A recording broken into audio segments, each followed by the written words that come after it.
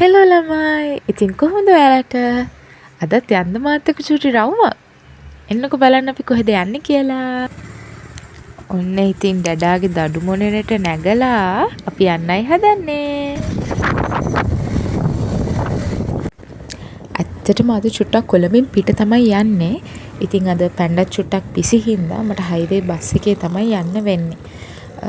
Highway bus තියෙන්නේ මෙතන නෙමෙයි මෙතනින් එහා පැත්තේ. අපි දැන් ආයි එතනට යන ගමන් මමයි ඩඩයි ඉන්නේ. එතනට ගිහිල්ලා හයිවේ බස් එක බලලා ඇත්තටම හයිවේ බස් එකේ මම කාලෙකින් ගිහින් තිබ්බේ නැහැ. මොකද එක්ක පැන්ඩත් එක්ක යනවා නැත්නම් ඔෆිස් එකෙන් ගෙදරට ගෙදරින් ඔෆිස් එකට ඒ යන බස් එක විතරයි. එහෙනම් චුට්ටක් හොයාගන්න පොඩි වෙලාවක් ගියා බස් එක මොකද්ද කියලා. ඉතින් අද චුට්ටක් කොළඹින් පිටනේ යනවා කියලා කිව්වේ. ඉතින් අපි බලමු කොහෙද මේ අද කොළඹින් පිට මොකටද යන්නේ කොහෙද යන්නේ කියලා බලාගෙන ඉන්නකෝ. ඔන්න ඉතින් හයිවේ බස් එකේ ඇවිල්ලා ටවුන් එකෙන් බැහැලා මට තව බස් එකක් ගන්න වුණා. මොකද බස් එකේ ගිහිල්ලා මට ආයි හෝල්ට් එකෙන් බැහැලා තව ටුක් එකකත් යන්න තියෙන නිසා. මං හරියට හෝල්ට් එක දන්නේ නැති හින්දා කන්ඩක්ටර්ට කිව්වා අනේ බහින තැනින් චුට්ටක් කියන්න කියලා.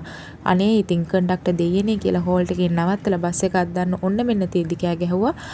බහින් මම කිව්වේ කෙනා බහින්න කියලා. ඔන්න ඉතින් එතකොට මං කඩාගෙන මිදගෙන බැස්සා. ආඩේ කවුද ඒ පහුනේ?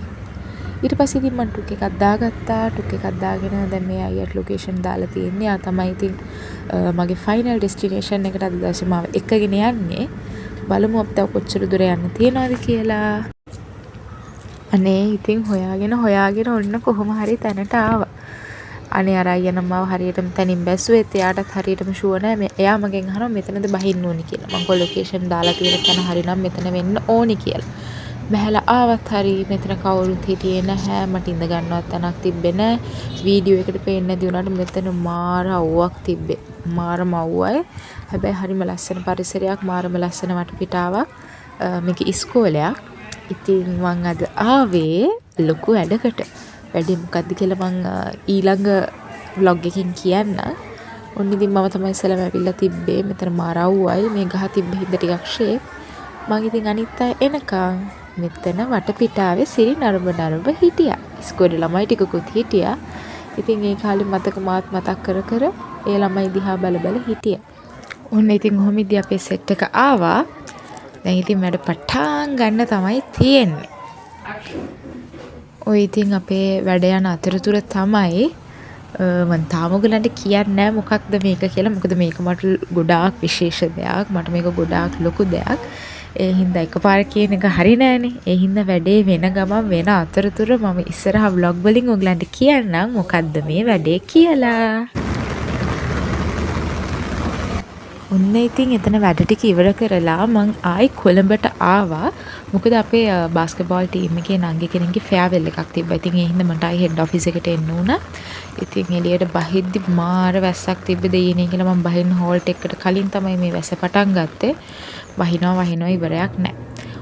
ඊට පස්සේ ඉතින් මම හෙඩ් ඔෆිස් එකට ආවා. කට්ටිය එන්න නම් තා වෙලා තියෙනවා.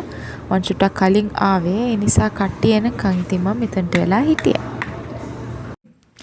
ඔන්න ඉතින් කට්ටිය වෙලාවට ආවා. අපි ෆෙයාවෙල් එකත් ස්ටාර්ට් කරා. මේ ළඟික තමයි ෆෙයාවෙල් එක. ඉතින් ඊට පස්සේ කට්ටිය කතා කරලා ෆ්ලවර්ස් දීලා සෝනිය දීලා ෆොටෝ ගහලා ෆෙයාවෙල් එකේ ඉවරදී ටිකක් රැ වුණා. ඉතින් මේ ෆෙයාවෙල් එක දුන්න නංගිත් අපේ පැත්තෙම හින්දා අපි දෙන්න එක ටුක් එකක් දාගෙන ගෙදර ආවා. මං ටවුන් එකෙන් බැහැලා ඩඩාට කෝල් එකක් දීලා ඩඩත් එක්ක ඉතින් දැන් මේ ගෙදර යන ගමන්. ඔහොම තමයි ඉතින් අද දවසේ ගෙවුනේ. ඉතින් මම අර කලින් කිව්වා වගේ මගේ විශේෂ වැඩේ මම අනිවාර්යෙන් ඉස්සරහට vlog එකකින් ඔයගලන්ට කියන්න. සමහර විට මගේ ඊළඟ vlog එකකින් මට ඔයගලන්ට කියන්න පුළුවන් වෙයි. අපි ඉතින් ඉක්මනට ඊළඟ vlog එකකින් හම්බෙමු. හැමෝම වෙන සතුටින් පරිස්සමෙන් ඉන්න. bye bye.